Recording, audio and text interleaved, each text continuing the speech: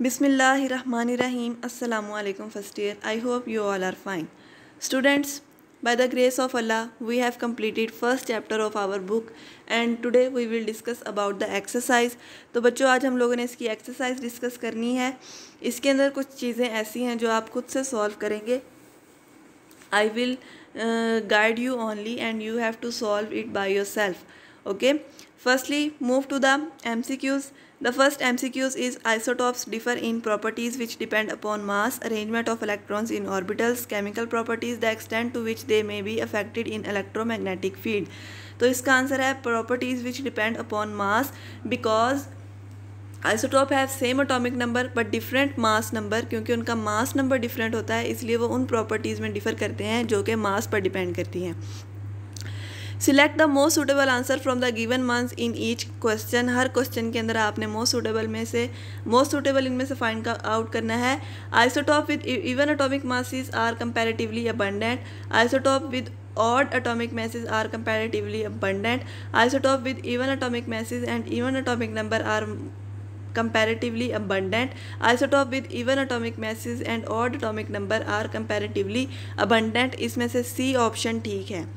Many elements have fractional atomic masses. This is because the mass of atom is itself fractional, क्योंकि उसका मास खुद से fractional होता है। Atomic mass are average masses of isobars, ये isobars का average होता है। Atomic masses are average mass of isotopes, ये आइसोटॉप्स का एवरेज मास होता है।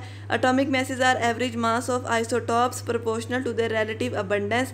तो डी ऑप्शन इसका ठीक है, क्योंकि हमने जब average atomic mass find out किया था तो हम लोगों ने उसके अंदर देखा था कि हम लोग इसकी रिलेटिव अबंडेंस पर और उसकी मास के ऊपर इसकी डिपेंडेंस देखते हैं। The mass of 1 mole of electron is 1 mole of electrons का मास डी ऑप्शन 1.673 मिलीग्राम होता है। 27 gram of aluminium will react completely with how much mass of oxygen to produce Al2O3। आपने ऑक्सीजन के number of moles find out करने हैं कि number of gram atoms find करने हैं जिसके साथ ये रिएक्ट करेगा। तो हम लोगों ने इससे इसी तरह की एक एग्जांपल सॉल्व की थी। सेम उसी तरह सॉल्व करके आपने इसका आंसर निकालना है। आंसर मैं आपको बता देती हूँ कि इसका आंसर डी ऑप्शन है 24 ग्राम ऑफ ऑक्सीजन। खुद से सॉल्व करें, असाइनमेंट है आपकी, उसमें सॉल्व करके आपने मुझे सेंड करनी है। Number of moles of carbon dioxide which contain 8 gram of oxygen, कितने के अंदर 8 gram of oxygen find out होगी। इसमें आपने number of moles find out करने हैं। नंबर ऑफ मोल्स आपको फाइंड आउट करने आते हैं। खुद से फाइंड करके आंसर आप लोगों ने बताना है और इसका सही आंसर है 0.25। The largest number of molecule are present in, इनमें से किस में सबसे ज़्यादा number of molecules find present होंगे।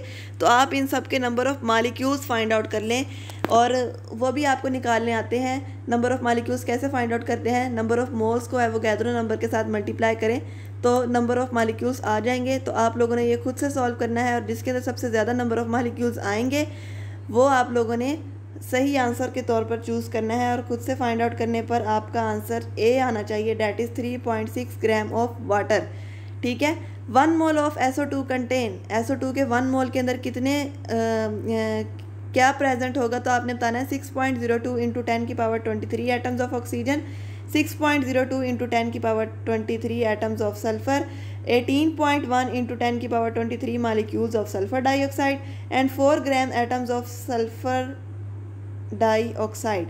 तो सी ऑप्शन इसका ठीक है, क्योंकि आपको पता है कि इसके अंदर एक सल्फ़र का मालिक्यूल, एक सल्फ़र का एटम है और 2 ऑक्सीजन के एटम है। तो सल्फ़र के एटम्स होंगे 6.02 इंटू 10 की पावर 23, जबकि ऑक्सीजन के होंगे 2 × 6.02 इंटू 10 की पावर 23, जो इनमें से कोई भी ऑप्शन ठीक नहीं है। तो सी ऑप्शन इसका ठीक आंसर है। The volume occupied by 1.4 gram of N2 at standard temperature and pressure. 1.4 gram N2 कितना वॉल्यूम ऑक्युपाई करेगी, वो होगा D option 1.12 dm³। Same example हमने सॉल्व की थी, सॉल्व करके आपने आंसर बताना है।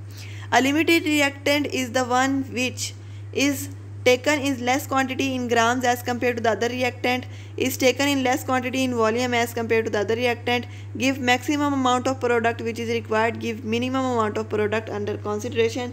डी ऑप्शन इसका ठीक है। Next are fill in the blanks। The unit of relative atomic mass is, relative atomic mass का यूनिट होता है atomic mass unit AMU. The exact masses of isotopes can be determined by dash spectrograph, mass spectrograph. The phenomena of isotopy was first discovered by सोडे SODDY. एक scientist सोडे था, उसने ये discover किया था आइसोटोपी का phenomena. Empirical formula can be determined by combustion analysis for those compounds which have dash and dash carbon and hydrogen in them. A limiting reagent is that which controls the quantities of. Limiting reagent product की quantities को control करता है. 1 mole of glucose has dash atom of carbon. एक mole of glucose के अंदर 6 Na atoms of carbon होंगे. Glucose का formula होता है C6H12O6. तो 6 कार्बन है, 12 ऑक्सीजन है और C6H12 6 ही ऑक्सीजन है और 12 आपके पास हाइड्रोजन है. 4 gram of CH4 at 0 degree centigrade and 1 atmospheric pressure has dash volume of CH4. तो कितना वॉल्यूम होगा, आप एवोगैड्रो नंबर को 4 पर डिवाइड कर दें तो आपके पास आंसर आ जाएगा. Stoichiometry calculation can be performed only when law of conservation of mass obeyed. जब law of conservation of mass को ओबे करेगा तभी स्टीशियोमेट्री कैलकुलेशन को ओबे किया जा सकता है. Next is true and false. Indicate true and false as the case may be. Neon has 3 isotopes and fourth one with atomic mass 20.18 AMU. उसका 20.18 AMU उसका एवरेज एटॉमिक मास है, उसका फोर्थ आइसोटॉप नहीं है, तो ये फॉल्स स्टेटमेंट है. Empirical formula give the information about the total number of atom present in the molecule. वो मालिक्यूलर फार्मूला देता है, एम्पिरिकल नहीं देता, फॉल्स है. During combustion analysis MgClO4 2 times is employed to absorb water vapours. True है. Molecular formula is the integral multiple of empirical formula and the integral multiples can never be unity. Integral multiple unity नहीं हो सकता, ऐसा बिल्कुल नहीं है बेटा. जिसका मॉलिक्यूलर और एम्पिरिकल फार्मूला सेम होता है उसका इंटीग्रल मल्टीपल यूनिटी ही होता है. Number of atoms in 1.79 gram of gold and 0.023 gram of sodium are equal. दोनों के अंदर नंबर ऑफ एटम सेम नहीं होंगे, दोनों के अंदर डिफरेंट होंगे. ठीक है, क्योंकि दोनों के नंबर ऑफ मोल्स अगर फाइंड आउट किए जाएँ तो वो डिफरेंट होंगे. The number of electrons in the molecules of carbon monoxide nitrogen are 14 each. So 1 gram of each gas will have same number of electrons. तो उसके अंदर सेम नंबर ऑफ इलेक्ट्रॉन्स, जब दोनों के नंबर ऑफ मोल्स सेम है तो number of electrons भी same होंगे, तो ये ट्रू है. Avogadro hypothesis is applicable to all the types of gases ideal and non ideal. No, Avogadro सिर्फ आइडियल गैसेस के लिए ठीक होता है, इसलिए ये फॉल्स है.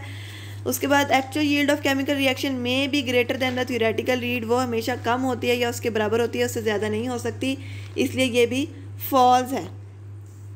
Next are questions.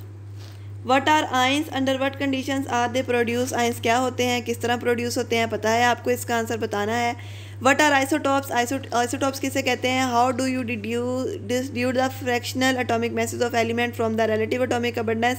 कैसे निकालेंगे, आपने देखा था. Give 2 examples in support of your answer. 2 example देनी है. How does a mess spectrograph show the relative abundance of isotope of an element. Mess spectrograph कैसे बताता है, बुक में लिखा हुआ है. What is the justification of 2 strong peaks in the mass spectrum for bromine while for iodine only 1 peak. जिसके 2 peaks हैं उसके 2 आइसोटॉप हैं और आयोडीन की एक ही पीक आती है, इसका मतलब उसका सिर्फ और सिर्फ एक ही आइसोटॉप है. उसके बाद है सिल्फर has atomic number 47 and has 16 non isotopes but 2 होकर नेचुरली. ये 2 Ag107 और Ag109 नेचुरली होकर करते हैं. Give the following mass spectrometric calculate the average atomic mass of silver. Average atomic mass निकालना है. आपको पता है रिलेटिव अबंडेंस को एवरेज एटॉमिक मैस के साथ उसकी परसेंटेज के साथ मल्टीप्लाई किया जाता है और उन सबको आपस में प्लस करके 100 पर डिवाइड कर देते हैं तो एवरेज एटॉमिक मैस आ जाता है. इस तरीके से आप एवरेज एटॉमिक मैस इसका फाइंड आउट कर लेंगे. Boron with atomic number 5 has 2 naturally occurring isotopes. उसके पास 2 नेचुरली ऑकरिंग आइसोटॉप्स हैं. Calculate the percentage abundance from the following information. नीचे से आपने परसेंटेज अबंडेंस फाइंड आउट करनी है, आप खुद से फाइंड आउट करेंगे. हमने निकालनी सीखी थी percentage abundance. Define the following terms: gram atoms, gram molecular mass, gram formula, gram ions, molar volume, Avogadro number, stoichiometry, percentage, yield, इन सब की आपने डेफिनेशन लिखनी है।